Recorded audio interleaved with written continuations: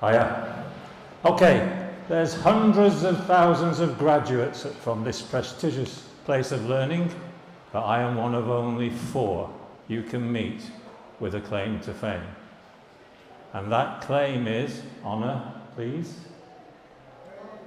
the first member of a Warwick University Challenge team to win a game.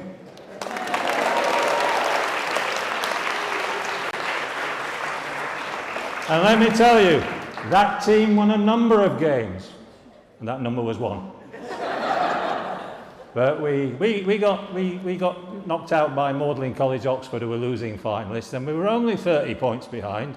And if we hadn't gone to comprehensive schools and learned brass band music and not classical, we might have got close. But it took us 16 years to win a game. And I was watching last Monday. It's a tough one, that final, but all the way. So, I am actually from a pit village, as you might have gathered. And we had, it wasn't 1 pit, it was 3 pits. We had Barrow Colliery towards Barnsley, which a horrible place they used in the film Kes. We had Pilley to the west, we had Rockingham to the south. There was no colliery to the east, just a farm. It was a sewage farm. And legend has it, in 1940, the War Ministry came to our village to take photos and sent them to Adolf Hitler. They thought it would put him off invading.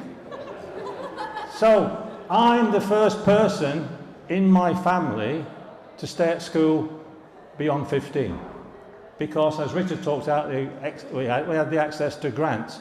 Now I applied, I was working when Edward Heath had the 3-day week, when we said, you don't need to come in Mondays and Fridays from further notice. Here at Warwick it was said, when Edward Heath introduced the 3-day week in the English department, all the lecturers phoned in from Oxford to see if they had to come in for the extra day.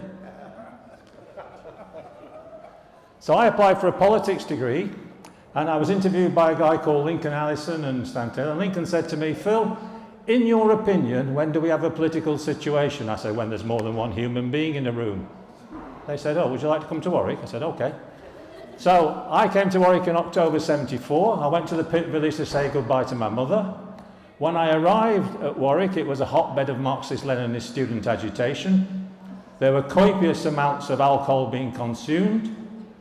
There was a daily and social availability of recreational drugs, and it had a level of promiscuous sex unparalleled in the Western Hemisphere. And I never forgot the words my mother said to me when I left the pit village. She says, yeah, Philip, do try to involve yourself in what goes on. We actually, it wasn't far off that. I recall we sent a coach to London to participate in the 1977 legalisation of cannabis demonstration, where Warwick students joined with a few thousand others marching down Oxford Street saying, what do we want? Can't remember. So, where was the Students' Union 50 years ago today? We weren't here, it wasn't open. We weren't in our Roots Hall offices. Where were we? Honour, please. We were occupying Senate House. Go back one. These were our leaders. This was a national rent strike. Here's our 2 leaders. Caspar de Graaf was the president of Warwick. That's Charles Clark, president of NUS, later Home Secretary under Tony Blair. And the rent strike was terrifically supported. 1,000 of us paid into the rent strike fund. The union meetings in 1975, we could not hold them anywhere but outside because of the numbers involved. There were 2,000, Honour, 2,000 at one students' union meeting alone, voting overwhelmingly to support the rent strike against the 35% increase. The other leader of the students' union was a lady called Nita Bowes, now Nita Clark, next slide, now Viscountess Stansgate. She married Tony Benn's eldest son. And she was an advisor to Tony Blair when he was Prime Minister. And The Independent on Sunday ran a piece on her in 2002 saying that she'd been David Bowie's girlfriend in the 1960s. And how about this for a claim to fame? She'd done the clapping on the #1 Space Oddity. Ground control to Major Tom, remember that one? But we lost. We lost. Why did we lose that rent strike with so much support? We lost it because we were overconfident. We thought the previous year the university had conceded on the rent strike, and this was a national rent strike, and the pressure was on Jack Butterworth and Warwick not to concede anything, because that would have a knock-on effect.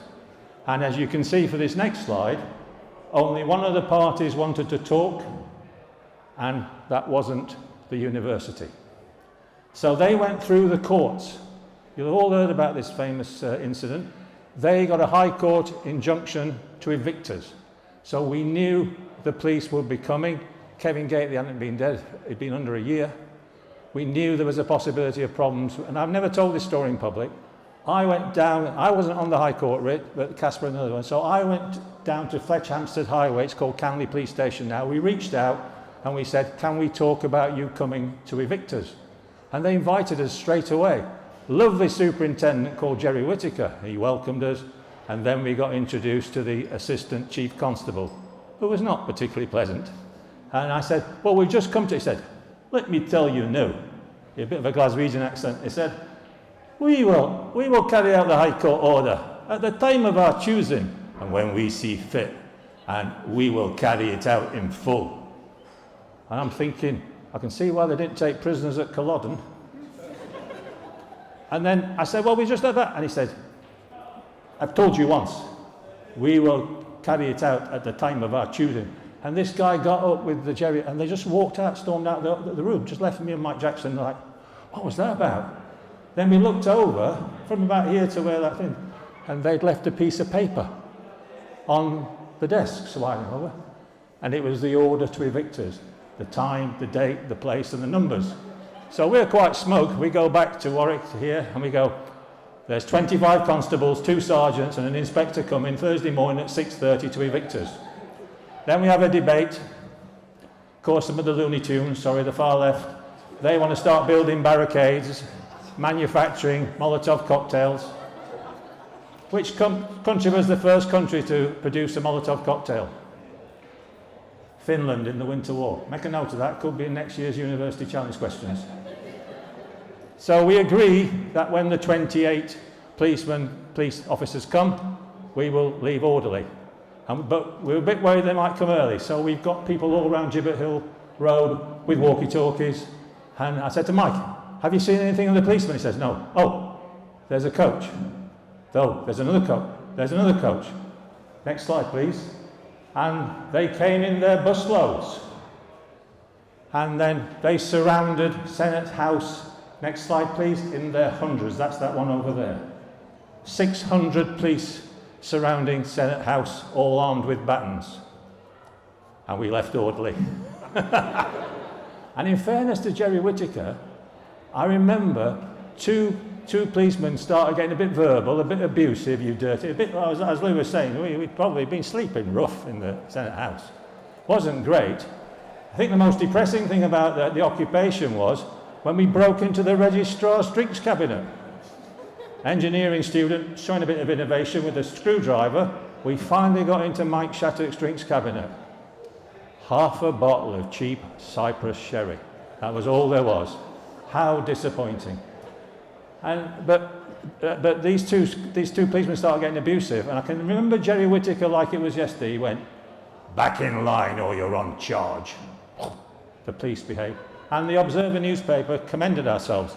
But I'm afraid the great sit-in rent strike of 1975, Students' Union 0, University 1. So let's have an equaliser, shall we? Next slide. This was a union building in 74 being constructed. And this is for you, Richard, this next picture. Here is Jack Butterworth signing for us, next slide, signing that we can have our own Students' Union building. University 1, Students' Union 1. Now we thought, I think it was a matter of principle, we wanted the right to run this building. What we were doing, I don't think we knew. I mean, we didn't have I took over 6 weeks after we took over this building. We didn't have the skills, we didn't have the ability, we didn't have the experience.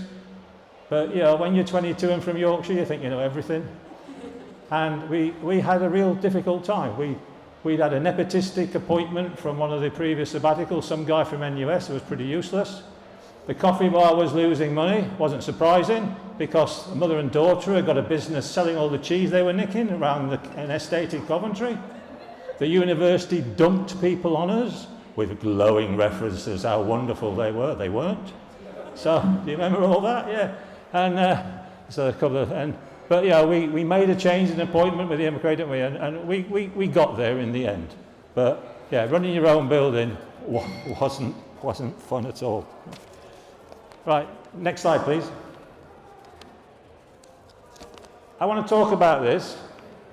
This is from Warwick, Leamington, the University Town documentary. It was released last year. This is, you can tell that's me looking a bit thinner. This is about the Coventry College. The Coventry College, County College, was the Labour Party policy was to merge it with the Polytechnic, not with here. And there was a Labour government, Coventry was run by the Labour Party, that was the policy. And Jack Butterworth, I remember one steering committee said, if only we could get government to see the proximity of the university and the college, if only we could get them to see it. So I said, would it help if I got the Secretary of State to come to lunch with the Students' Union? He said, you know Fred Murray? I said, yeah, I was in his canvassing team in Sheffield. I know him really well. Met him for 3 minutes, bit of poetic license on my part. But I put a feeler out to the Secretary of State, I'd already done this, saying, would he come to have lunch with the Students' Union? And within 24 hours, they said he would love to. Now, we didn't have Google or the internet, so I never knew why Fred Mully was so keen to come to lunch with us at Warwick here. And turns out he was born in Leamington. And he'd won a scholarship to go to Warwick School, and he's now buried in Whitnash. Bit of interesting story about Fred Mully, the then Secretary of State. He did a Bachelor of Social Science in Economics from the University of London over a 4-year correspondence course, whilst being in Stalag 383 in southeast Bavaria, wounded and captured at Dunkirk. Pretty impressive man. So, he's coming to Warwick. I've seen him for 3 minutes, but don't worry, I've been told to send him a photo, so he'll recognise me. I'm having a bit of anxiety, but then, hey, come on, he's in the cabinet, he'll be a Premier League winging it. He opens the door of the thing, gives me a massive hug. Within the hour, Jack had got him on the top floor of the library to show him the proximity of the college. Sorry, sociology student? Yeah, okay. Library, large building over there, lots of books. That's a bit personal. My daughter's head of the sociology department in the college in Hereford. That's a bit personal. Right, so it's Labour Party policy. There's a Labour Council in Coventry. There's a Labour government. The college comes here. Did the Students' Union have a role in the development of Warwick University? I would like to think so. Well, I got threatened with expulsion from the Labour Party for what I did, so it was the right thing to do. The students at the college wanted to come here. But it does somewhat challenge the stereotypic of the 1970s that all we were doing was revolting. Next, please. We still had campaigns. This was the campaign to get the university to stop banking with Barclays because of Barclays' interests in apartheid South Africa. Council voted in March 1978 to end the account with Barclays. How long did it take us to win that argument against the university establishment? 15 years. 15 years. We got there. 2-1 Richard to the Students' Union. I need to share this with you. I was out watching the cricket in 2016 at Newlands. It was Ben Stokes 258 if anyone was into cricket. And we made the pilgrimage to Robben Island to see where the great man was incarcerated. And I'm being shown around by an inmate who'd been there for 20 years. And I said, look, we were passionate against apartheid, but Frankly, all we ever did was get our university to change its bank account. And he stopped, and he turned to me, and his eyes widened, and he said, "The disinvestment campaign." I said, yeah. Every one of those victories boosted our morale here. We knew we were not alone. I had a tear.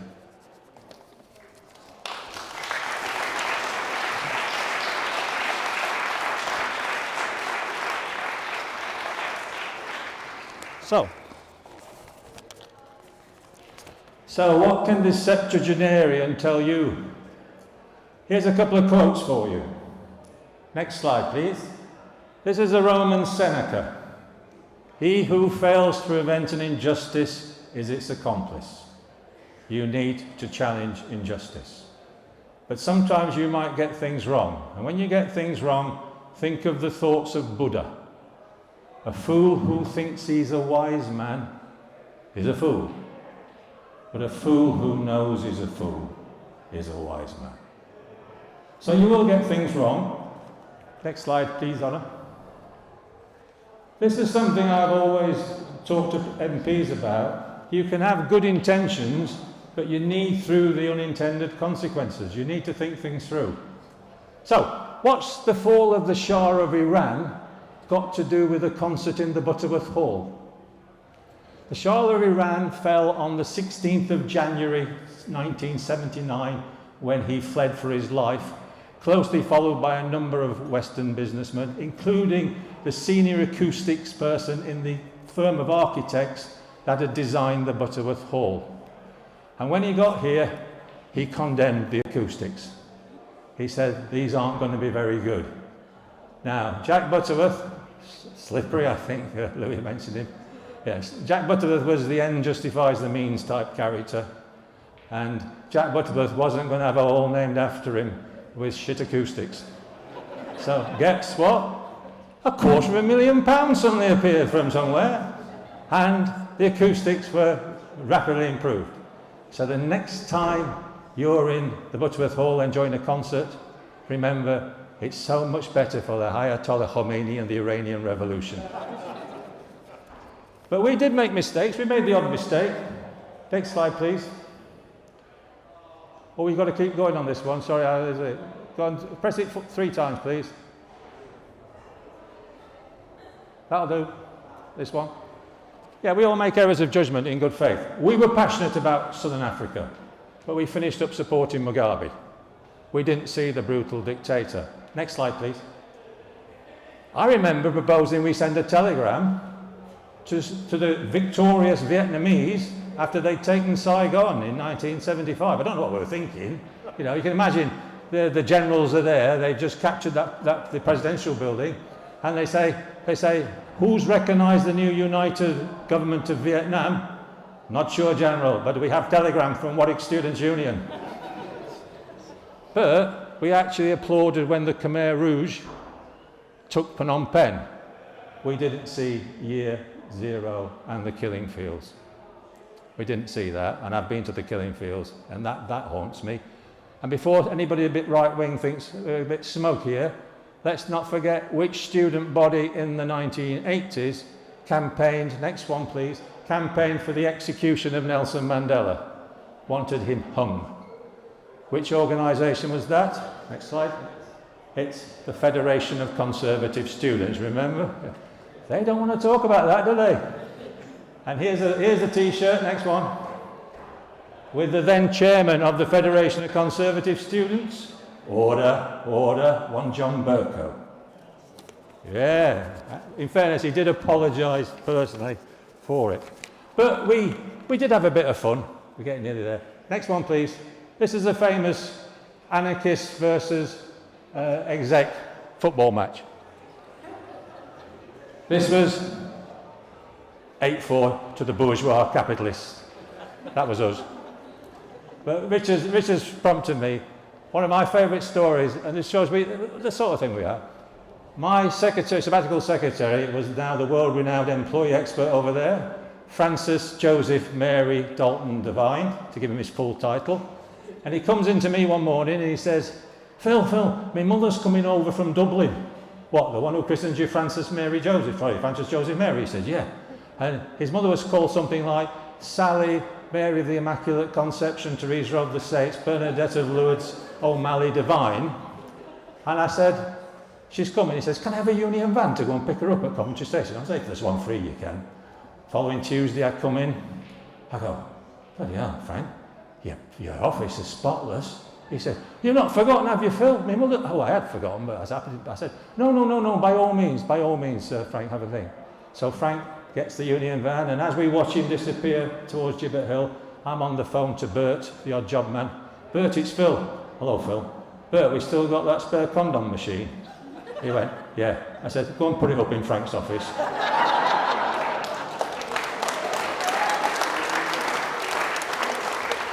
And you can imagine what we were like, the other Sabbats. We're like this. We're trying to. Oh no! And we're trying to get. And into the office comes his mother, and his mother was great. She fell about laughing, and she says, "If only his father had been wearing one of those."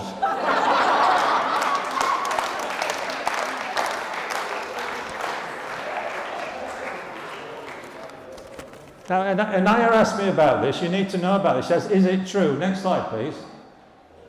I was an NUS national officer whilst I was president the second time here, and I ran 3 NUS conferences here, gay rights, Southern Africa, but I'm a passionate believer that a student union is not just about the political side, it's about its clubs and societies.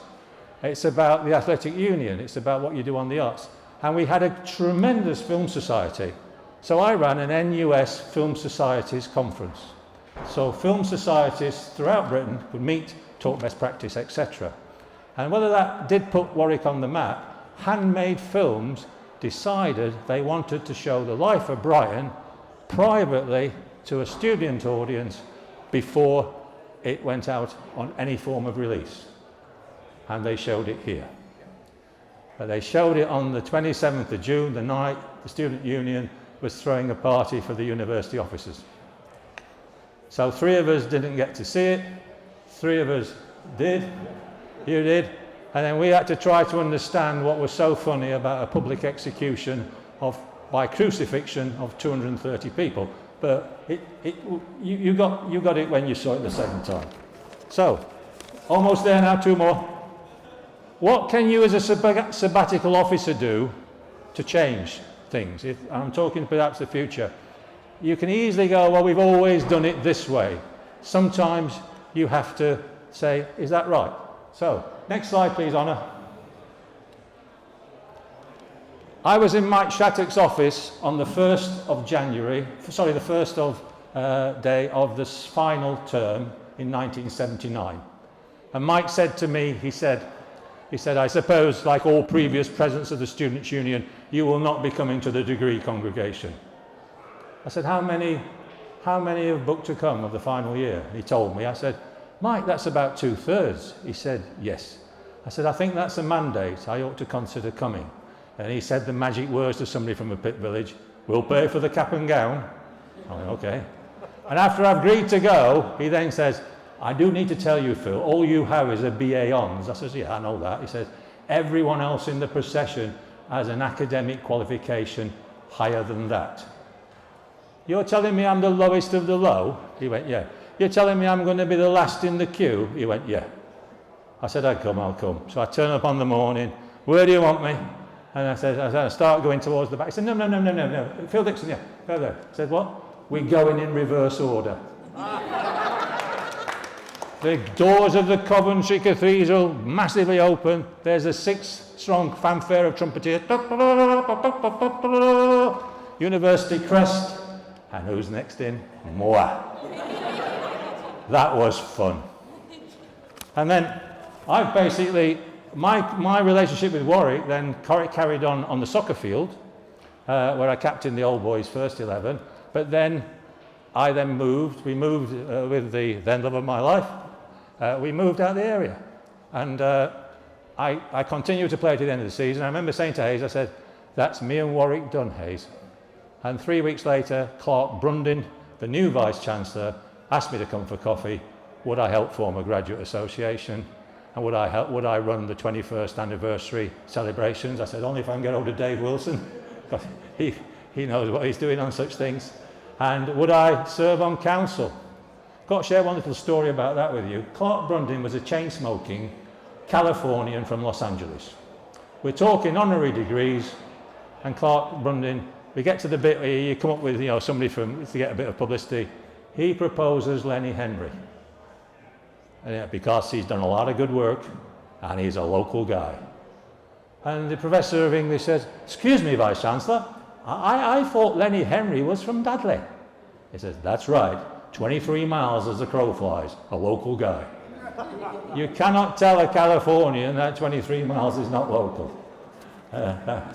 So yeah, and I did actually get to welcome the first year on behalf of the university, and I'm still struggling with that respectability. So, firstly, Inaya, thank you so much for inviting me. It's lovely to come back here. All I would say to you guys is this, is from the very beginning, from Richard's time, Students' Union has contributed to the development of this university. In fact, you owe a debt of gratitude to the students of the 70s, because the reputation only improved when we left. But this university is now respected throughout the world. And what the Students' Union has provided has been integral to the attracting hundreds of thousands of applicants to Warwick. For the last 60 years, Warwick Students' Union has been something special. As one of the officers of the past, I can only hope and trust that the officers of the future will, by their endeavours, seek to keep it that way. Thank you.